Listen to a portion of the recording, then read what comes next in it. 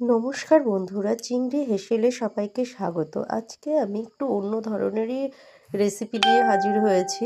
তো প্রথমে দেখো, আমি আজকে করছি জলপাইয়ের তেল আচার।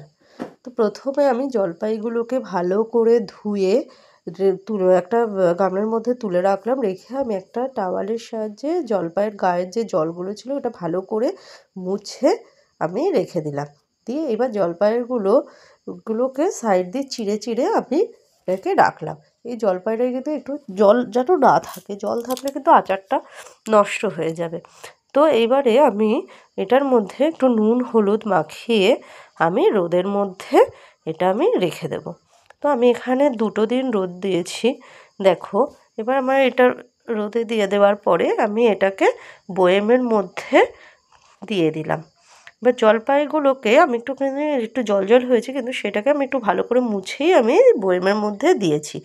এইবারে আমি কড়াইয়ের মধ্যে সর্ষের তেল গরম করে নেব। তার মধ্যে এবার সর্ষের তেলটা একটু হালকা উষ্ণ গরম থাকবে, তখনই আমি এর মধ্যে 5 ফোড়ন ও শুকনো লঙ্কা ফোড়ন দেব। দিয়ে তার মধ্যে একটু কাশ্মীরি লঙ্কার গুঁড়ো দিয়েছি, দিয়ে একটু ভালো করে নেড়ে এর মধ্যে খানিকটা নুন আর হলুদ দিয়েছি। দিয়ে এইবার তেলটাকে আমি একদম পুরো ঠান্ডা করে নেব। কোনো রকমভাবে যেন গরম তেলটা না পড়ে, পুরো ঠান্ডা করে আমি ওই বয়েমের মধ্যে দিয়ে দিলাম।